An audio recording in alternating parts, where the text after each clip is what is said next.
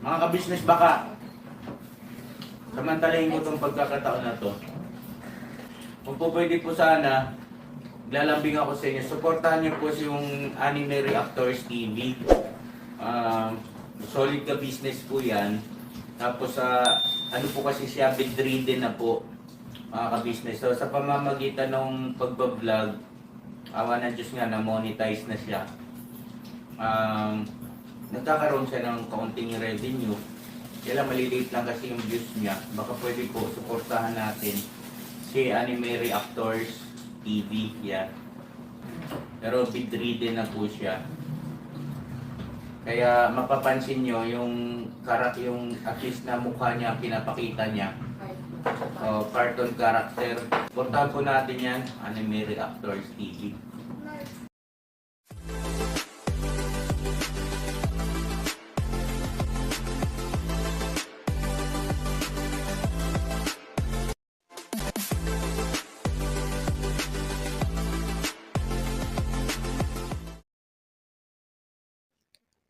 Hello guys, mapagpalang araw po sa ating lahat. Narito pong muli ang inyong lingkod, Anime Reactors TV. At sa mga hindi pa po nakaka-subscribe dyan sa aking munting channel, ay baka pwede naman pong makipindot na po na subscribe button.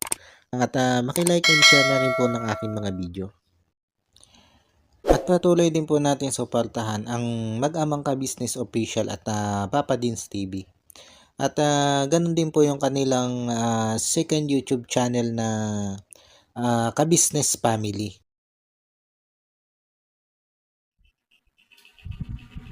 Magandang gabi po mga ka-business, mga kapapi. Isang quick reaction lang po ito. Dahil hindi ko na po ito pagpapabukas. Dahil ngayon nga po ay nakita ko na merong upload ito si Thinking Body patungkol dito kay Super Lolo. At ito po yung gagawin ko ng quick reaction. Hay nako Thinking Body, wala ka talagang respeto kay Laka Business. Pagkatapos mo kay Jonathan, ay eto, si Super Lolo naman ang tinira mo. Ganyan ka ba talaga kawalang respeto, Thinking Body, kay Laka Business? Ganyan ka ba talaga kawalang modo? Ganyan ka ba pinalaki ng mga magulang mo? Hindi ka ba nila tinuruan na rumispeto sa kapwa mo? Ha, Thinking Body? Aba, Body, kung wala kang respeto sa kapwa mo, ay mahiya ka man lang sana. Mahiya ka man lang sana dun sa mga tao na wala namang ginawa sa iyong masama. Ano ba naman kung magpaalam ka kay ka-business bago mo i-vlog yung mga taong ibinablog niya o iblinag niya? Mahirap bang gawin yon? Ha, Thinking Body? Mahirap bang gawin ang magbigay ng respeto kay Laka Business? Mahirap bang gawin yung para sa'yo, Thinking Body? Ganyan ba talaga yung ugali mo? Ha, Thinking Body? Palibhasa alam mo na pag ang iblinag mo ay subject ni ka-business, ay mag-views ka. Kaya mo yung ginagawa, di ba? For views. Yan yung sinasabing for views. Kaya mo kino-content yung mga yan.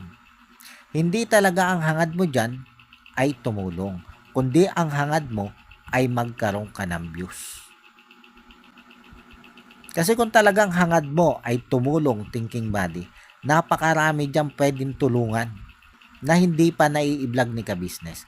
Pero bakit ang pilit mong hinahanap at pilit mong ibinablog ay yung mga taong na-i-vlog na ni ka-business o yung mga taong ibinablog ni ka-business? Ha, Thinking Body? Para ano? Para makasakay ka doon sa laki ng views ni ka-business? Ha, Thinking Body?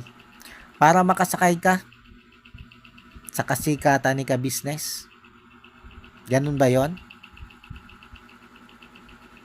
Ay gumawa ka naman ng sarili mong paraan para ikay sumikat din, para ikay makilala din. Hindi yung lahat na lang ata ng mga binablog ni ka-business ay iisa-isahin mo at i-vlog mo din. Nang hindi alam ni ka-business. Nang hindi ka man lang nagpapasintabi dito kay ka-business. Ang bastos mo naman, thinking buddy. Sobrang bastos mo. Sobrang binabastos mo na dito sila ka-business. Yan yung totoo, thinking buddy. Kaya sa mga ka-business supporters dyan, kayo na po ang humusga dito sa mga pinaggagawang ito ni Thinking Buddy. Kayo na po ang humusga kung tama pa ba itong ginagawang ito ni Thinking Buddy. Dahil para sa akin po, ay direktang pambabastos na itong ginagawa niyang ito para dito kay Laka Business. Sobra na eh. Doon kay Kuya Jonathan, nag-message sa kanya si ka-business, nakiusap sa kanya.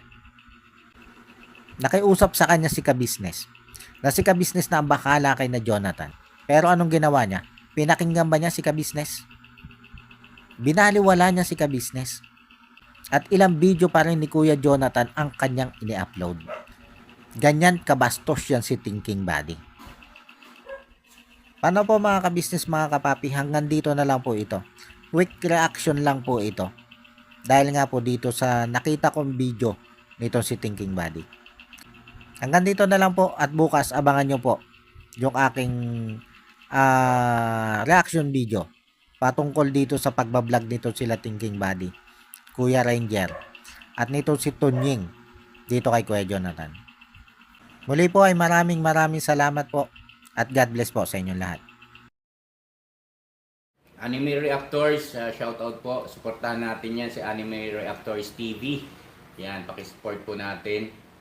Siya po ay isang bedridden na mga ka-business. Check nyo po yung kanyang YouTube channel, Anime Reactors TV. Siya po siyang bedridden na, ayan, kahit paano nakakagawa-gawa siya ng mga reaction video patungkol sa ka-business official. Suportahan po natin para kahit paano magkaroon siya ng revenue. May magamit siya sa pambili-bili man lang ng gamot. Ano po mga ka-business.